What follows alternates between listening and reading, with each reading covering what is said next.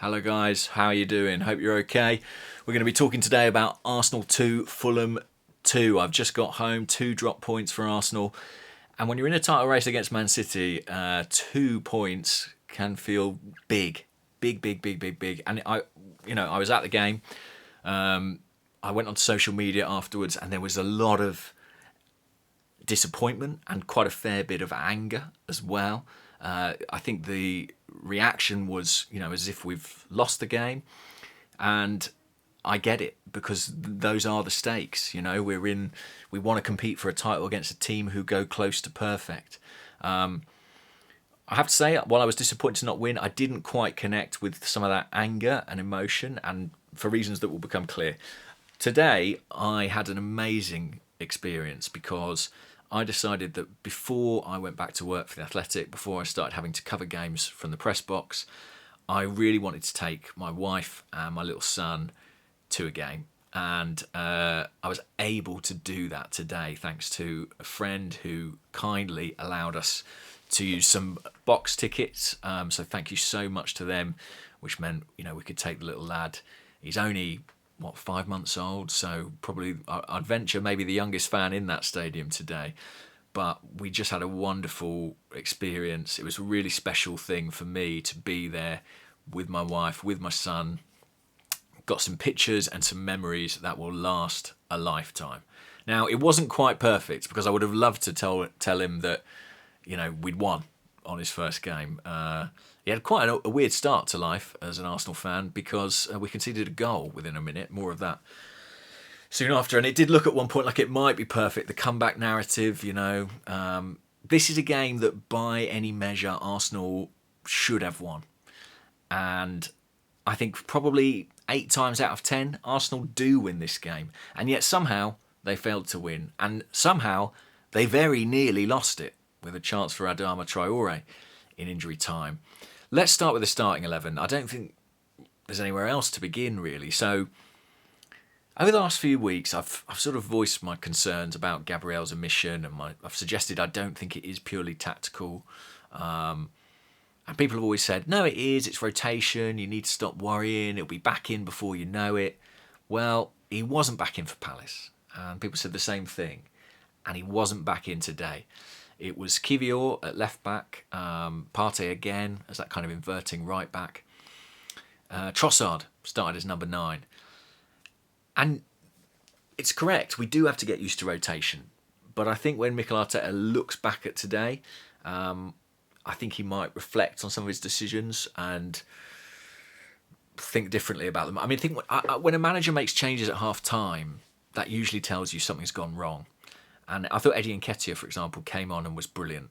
And after he didn't start in the Community Shield, his performance in training apparently was phenomenal and basically said to Arteta, look, why didn't you pick me? I think what he did in the second half today was a why didn't you pick me performance. So, yeah, I think there were mistakes made there.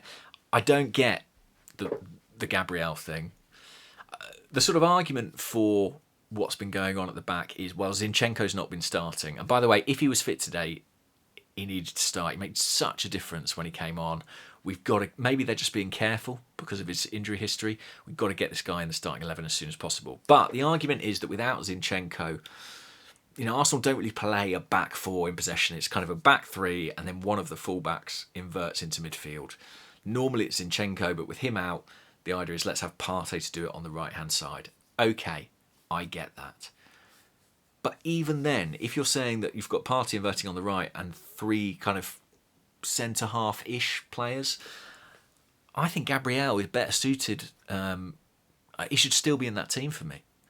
I think he's as good, if not better, than Kivior in that position. And what does he give you? A real presence on set pieces. And I think we needed that at the attacking end today because we won plenty of corners and didn't provide much threat.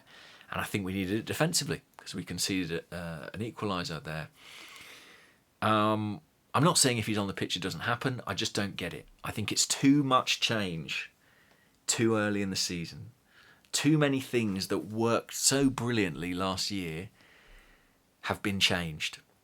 And I know that some of that's necessity. Players are out injured. Granit Xhaka's gone. But when you have such an extraordinary campaign as we did, for the majority of last season, I think you need to try and stick with some of those formula. And Arteta spoke a lot about learning lessons from the period at the end of the season when things kind of went wrong. I wonder if that period is weighing too heavily in his mind at this point in time. I would be very inclined to kind of revert more to what we know. Is it Manchester United next weekend?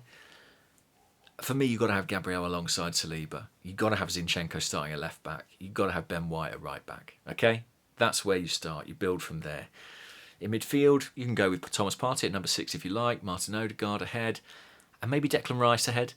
Kai Havertz, it's not quite happening for him at the moment. He missed a decent chance in the first half. The crowd were on his back today. There was one misplaced pass in the second half, and he was brought off shortly afterwards, and I was glad because I thought one more misplaced pass or one more shot, they're going to turn on him here. It's kind of always been in the water. You know, people were very lukewarm. That's maybe exaggeration in terms of how positive they felt. There were concerns about that signing, and he's fighting an uphill battle, and at the moment he can't quite get a foothold. He needs a goal. He needs more than one goal. He needs 2 or 3 goals. He needs some convincing performances to win people round. But in a way, who cares what people think? It's what is best for the team. And right now, I think what's best for the team is going with a more stable midfield, you know, maybe Partey, Rice and Odegaard, and building from there. Martinelli on the flank, Saka on the other, and hopefully Jesus. I mean, Eddie would be very unfortunate not to start in the next game after what he produced coming off the bench. But I think, you know, Jesus is the best striker, and we need to get him back as soon as possible.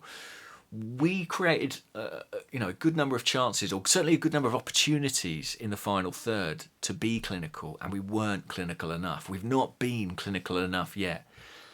And to be honest, it worries me slightly that we're sort of looking at the situation and thinking, well, maybe Jesus is going to be the guy who comes in and makes us more clinical, because that's not really what he does. But we need to start taking some chances. We need to start punishing teams. We're having so much possession, and we're not converting in the way that we should be. Let me just also say something that's absolutely self-evident. We've got to stop giving goals away in the opening seconds of games. I think it's the 3rd time in a year, this calendar year, that Arsenal have conceded in the first minute of a home game. Bournemouth, I think, was one. Southampton was another. Obviously today. You can't keep shooting yourself in the foot in this league. Good teams lose games in this league, right?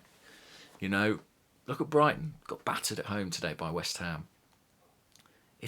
West Ham themselves beat Chelsea last week and had nothing of the ball.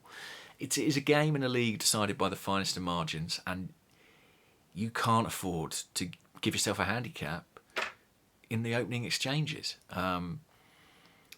So that sort of speaks for itself. What's happening there? Is it psychological? Is it tactical? I don't know, but it's becoming a self-fulfilling prophecy. I think teams know about it. I think every team talk for every team coming to the Emirates Stadium must be first 60 seconds, pounce on everything. And it's a sloppy giveaway by Saka. We know about Aaron Ramsdale's high starting position. I think that striker mishits that finish. I think he's going to lob it in the far corner, cuts across it, bends it in the near one. So, second half starts. I think we were better straight away. Fabio Vieira, we've got to talk about him. This really should be his day. At 2-1, I was thinking, what's the headline on this video? Fabio Vieira announces himself. He made 2 massive contributions, winning the penalty, setting up the goal that put us in front. Very good today, and he'll be in contention for that left 8 role. I think he showed more in his half hour today than Kai Havertz has probably since the Community Shield, in my opinion. I'm not saying Havertz is a bad player. I'm not joining in on the Havertz bashing. I just think he's clearly a player who is adapting, and I just wonder if we need to reduce the amount of adaptation happening in this team, because we've got to win all these games. And, you know, we haven't been particularly convincing thus far, and there are much, much tougher tests than Fulham or Crystal Palace or Nottingham Forest to come. Much tougher tests. The Champions League, for one. And Manchester United. as well, who, defensively, I think have their issues. I mean, 2-0 down to Forest, but 2-0 down very early on. And I suppose the one advantage of conceding early on is that it gives you time to come back. Arsenal obviously shipped an equaliser here against 10 men. That's kind of unforgivable. It's kind of unforgivable. When you've got the lead and when they go down to 10 men, that is game over. It has to be. It has to be. Anything less than that is a failure. And Mikel Arteta will know it and those players will know it. But I think maybe the best thing that we could do now is just reintroduce some familiarity. And maybe we will get that. Zinchenko surely will be fit to start the next game. Jesus potentially will be. Partey back at the base in midfield. Just some of those relationships, Saliba and Gabriel next to each other, please. White at right back. By the next game, we might look more like the Arsenal we know, or certainly the Arsenal we knew last season.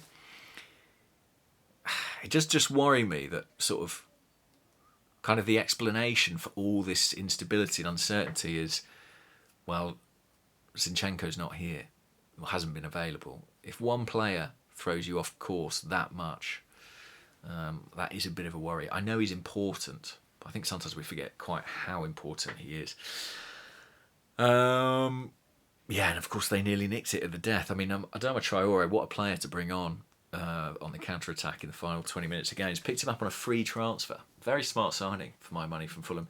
Picked up Raul Jimenez for next to no money. Again, another smart signing. They're going to have the Mitrovic money to spend on a forward potentially as well. They've done all right there. Yeah. Well, I had a brilliant day.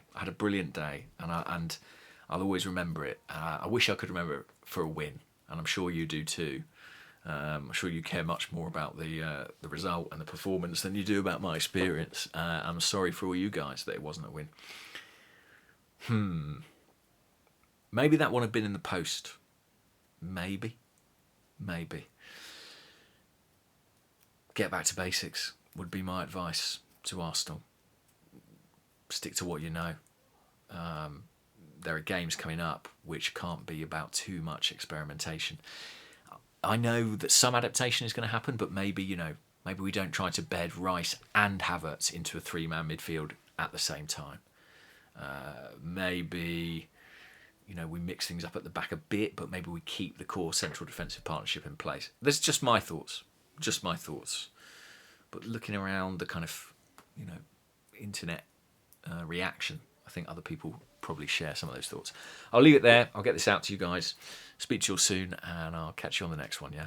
Bye bye.